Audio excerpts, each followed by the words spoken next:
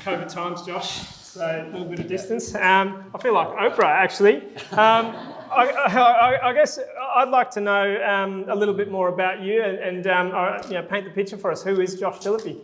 So I was born and bred in Perth. Had a pretty fortunate upbringing. Have a twin sister. Mum and dad both played cricket as well. So it was a very competitive household growing up. My sister also was an elite pole vaulter.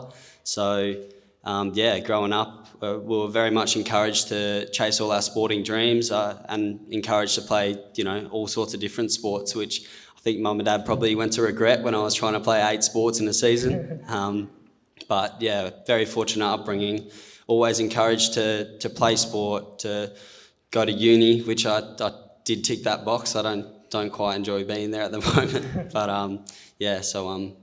nice upbringing. Awesome. Now you tell us a little bit about Steve and Leanne, who are in the room today, and you talk about the sporting achievements. Do you want to just touch on that? Because I think the pedigree part is really important to this conversation.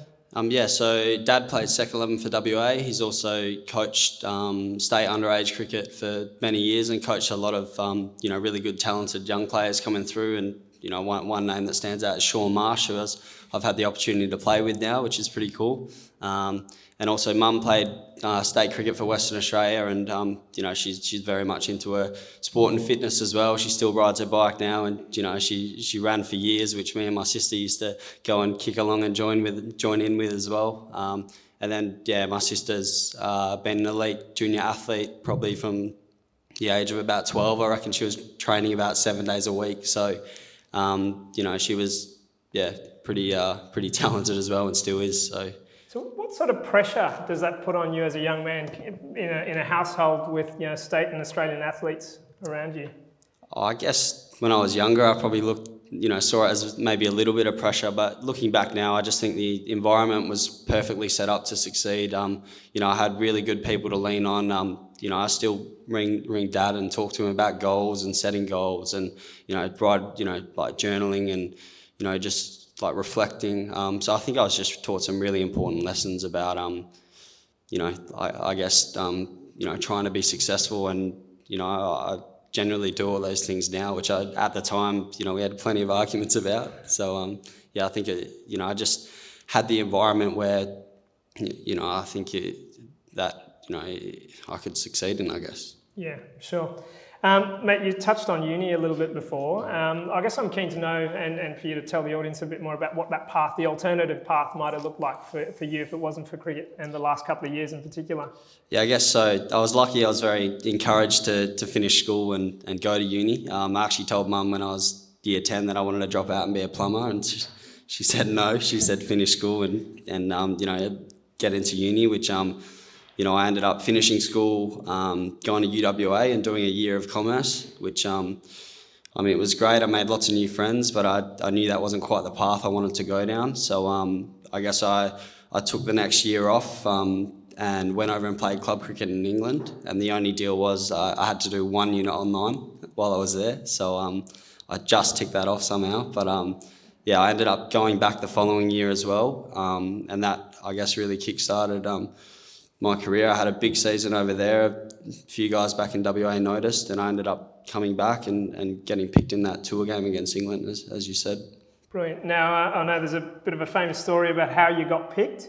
Do you just want to touch on that with JL and batting quite low down the order initially and that sort of thing? Yeah, it's I guess coming, having two years in England and not really being a part of the program, I was a little bit unknown, and I was playing a couple of practice games, which I'm a keeper batter. So back then I was probably predominantly more of a wicket keeper. So I was keeping, and I'd look at the whiteboard and I'm batting 9, and I'm like, I've just made lots of runs in England. I'm like, this is not ideal, but righto, all good. So first game, didn't get any runs, and then the next game 2 days later, looked at the whiteboard, 9. Like, bear in mind, like Mitch Marsh, Marcus Stoinis, like there's a few pretty good names ahead of me, but I was still, wanted to showcase my batting a bit. So I was at 9 again, and came to my spot to bat, and then all of a sudden, Mitch Marsh had his pads on again and went out for a second hit. So did Marcus Stoinis, and I was getting a bit angry at this point, and I was like, I'm wasting my time a little bit here, and yeah, I guess then I came out I think we probably lost the 10th wicket already, but I got my opportunity and I made 20 off about 10 balls and, hit a few of the, good West Australian quicks around the park. And, I guess from there, started opening the batting and got picked in that tour game. So, Brilliant. Yeah. And congrats again on your Australian debut. I know on this stage we've had people like Brad Scott, the dual Paralympian, athletics and soccer. We've had Katrina Porter, another Paralympian, and your, I guess, boss now, Christina Matthews to a degree, who also ex-Test cricketer, who speaks really fondly about the moment that they took the field or first represented their country. What was it like for you? Yeah, I think it was an incredibly proud moment personally, but also for my family that we've all sort of been a part of this journey. So that was really special as well. It was a real shame due to COVID they couldn't sort of fly over and be there with me because we're quite a tight knit family. So that I guess that's quite important to me. But they're on FaceTime and it was a bit surreal, to be honest. I grabbed the phone after I got presented my cap and I didn't actually know what to say. But we kind of just all looked and smiled and said well done.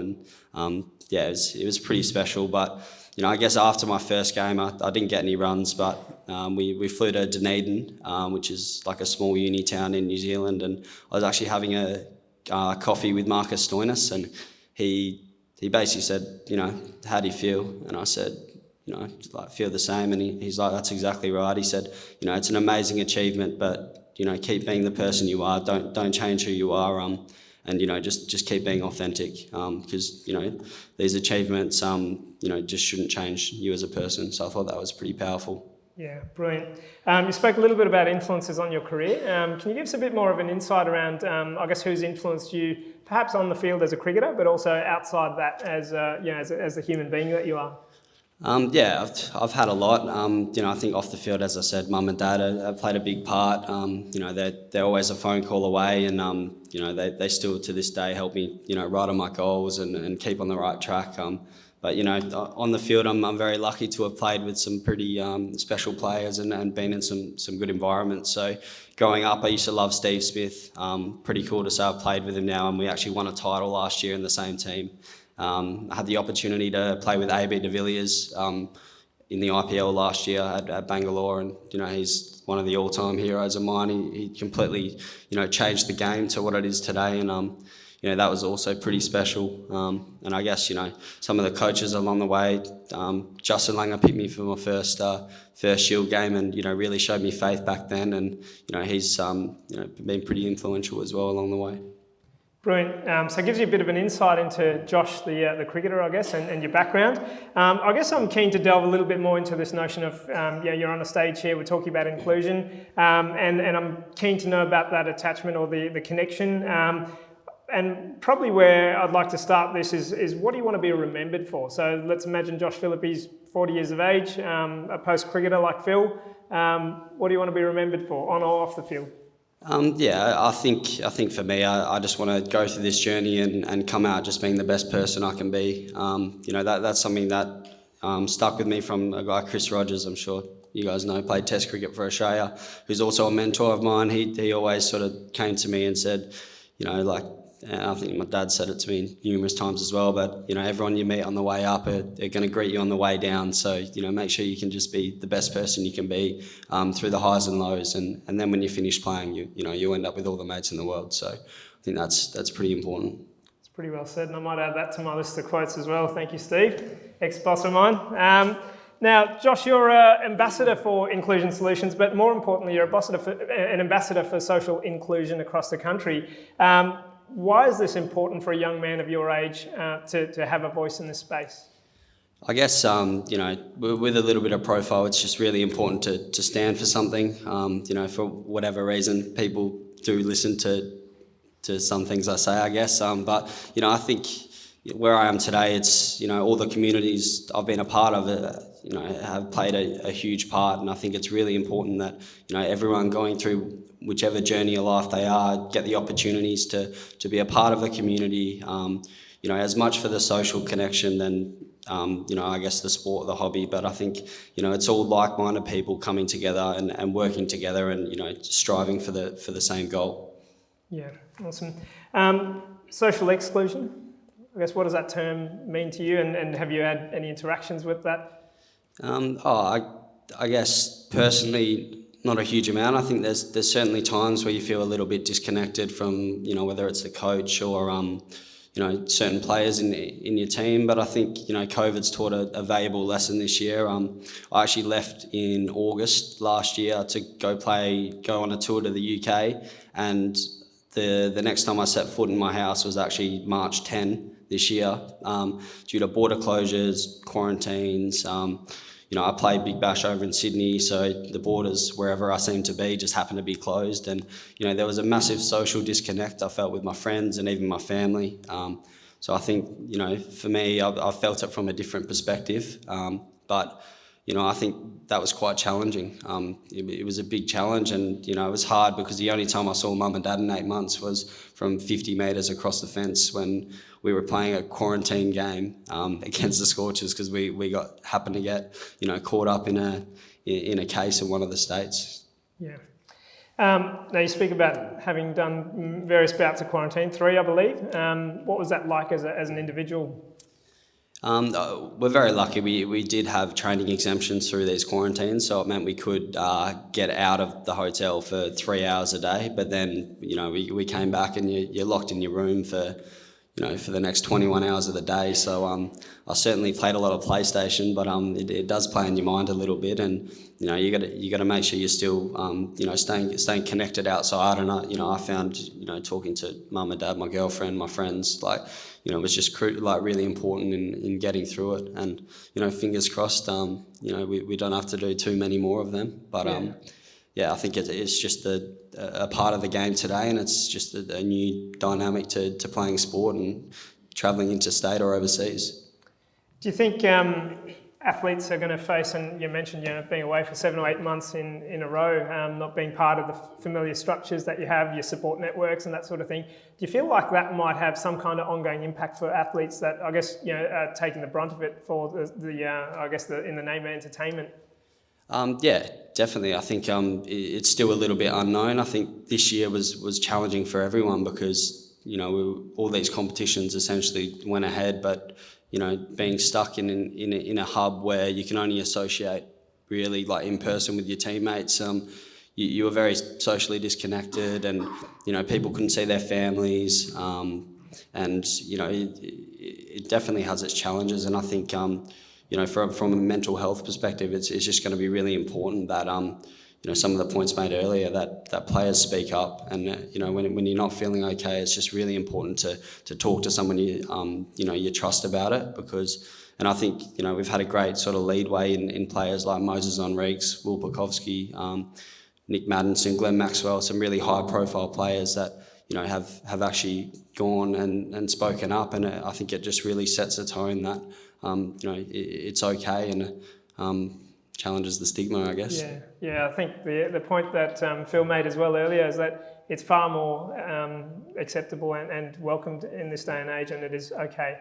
So I think that's really important. Now, I guess I'm keen to also delve into this notion of culture and inclusion, and where those two meet, and what elements of culture are influenced by inclusion. And you speak very fondly of various environments, but in particular, you talk a lot about the environment at the Sydney Sixers, having been part of that. Obviously, a couple of premierships helps that as well. But tell us a bit more about that environment and what inclusion has meant in that environment.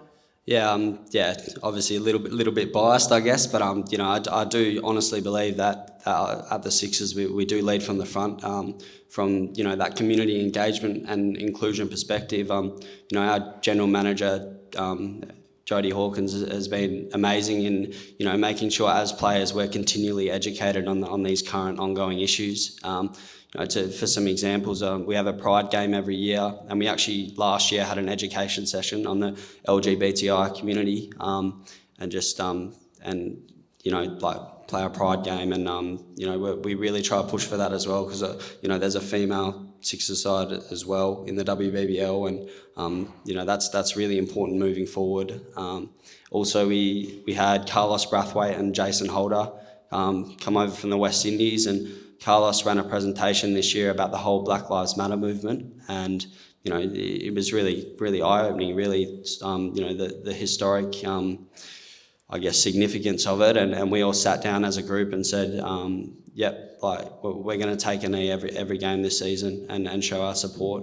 And also Dan Christian organised a Indigenous cultural session as well. So I guess you know, at the Sixers, as well as playing, you know, we really value the community we're a part of, and really, you know, staying educated and continuing to be inclusive of everyone. Awesome. Where to next for Josh Philippe? What does the next few months look like? Quite enjoying spending some time at home at the moment, to be honest. But there is a tour to the West Indies that isn't quite finalised, back end of June. So hopefully I'm a part of that. But at this stage, I'm quite enjoying sitting on my couch at home. You know, it's been a long time away, so I'm just enjoying sort of refreshing and chilling out. But I'm also going to try and improve my golf game. I think it's pretty average. But yeah, it's just relaxing at the minute. Awesome. Now, I know there's a few budding young sports people here, including a young man called Alex who's come just to see you. What would be your advice for young people in sport and recreation? I think, you know, dream big. Don't be afraid to dream big. Have big aspirations. You know, it's what I always did, and I'm sure I drove mum and dad and all my friends and family crazy. But you know, I always told them I was going to play cricket for Australia, and you know, it's pretty cool to say I've done it, and hopefully, you know, there's plenty more to come. But yeah, just don't be afraid to have big dreams. You know, set goals. You know, however big or small they are, but also enjoy the journey. It's an absolute roller coaster ride, but it's great fun. Awesome. Now, a lot of the work that we do, probably for a lot of us in the room, is around connection, human connection, community groups, clubs, that sort of thing. What sort of difference can it make to an individual to be part of something like a club, a community group, and that sort of thing? I think it's just a massive sense of belonging. Like, you know, the WA and the Sixers, they're my family now. You know, I guess it's the social connections and the friendships you make are, you know, they're lifelong. And I think, you know, just being a part of a community environment is just incredibly important. And I guess, you know, having sort of, you know, big goals and dreams, and, you know, you're all sort of like-minded people coming together. And yeah, I think it's just, you know, great to connect and, you know, make lots of friends. Brilliant. I'm keen to also involve the audience at this point in time. If we've got a couple of microphones around. So keen to throw to you guys if you've got any questions for Josh Philippe, obviously having been representing Australia recently and the Big Bash Player of the Year. I'm sure there'll be a few questions around. So over to you guys. Just put your hand up and Adam or Kiri will come around.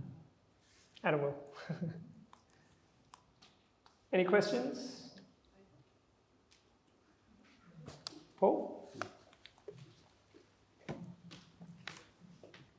Josh, I was just wondering, what was the catalyst for the move from the Scorchers to Sydney Sixers, and what was it about the Sixers that attracted you the most? Sorry, the catalyst for the move to the Sydney Sixers, and what was it that attracted you the most? I think probably not many people know. I didn't actually have a contract at the Scorchers. So when I was offered to keep and bat at the Sixers, you know, I always grew up wanting to be a Scorcher, but you know, it's very appealing having a contract on the table saying you're actually going to play. So you know, it just made sense. I did talk to a lot of people about it, but you know, looking back now, you know, the decision seemed hard, but it makes a lot of sense now. Touches on Marie's presentation of saying yes, work it out later. Any other questions?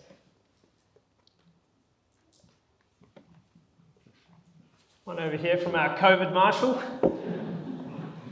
Thanks for listening to COVID protocols, Josh. My question is, what are the challenges that you face with adapting to multiple different team environments? How do you acclimatise yourself in that kind of? So I might just repeat that just for the people at home. So just how do you adapt to...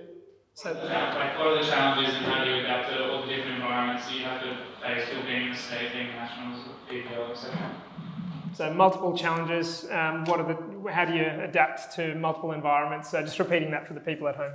I think the most important thing is clear communication, which I've been learning, because when you're a part of different environments, often there can be a little breakdown. But I think if you're always clear on, I guess, from a sports perspective, what you're working on and where you're trying to be, and everyone's really across it, I think, it can be a lot easier to adapt across the environments. But there's still a disconnect at times, which is why, and that's certainly an area I need to get better at, but it's why it's just communication is everything. Brilliant. Thank you very much. I think from our point of view, unless there's any last minute questions, I've got one last one. I'm an ex-fast bowler now, really. Who's the fastest, scariest bowler that you've had to face in your time opening the batting? It's actually a few years ago now in a tour game against South Africa, but it's definitely Kagiso Rabada.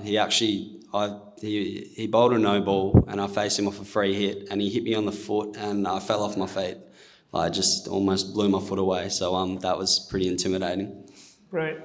Excellent. Well, thank you so much for the insights, Josh. I think everyone learned something new. I learned a whole heap there as well. But I think from my point of view, it's really clear to see that the values that have been instilled by you, Steve and Leanne, have really held you well. I think a couple of key points that I really took away from that, which is having a voice, and if you have a voice, it's really important to share that and to stand for something as well. So please put your hands together for Josh Philippe.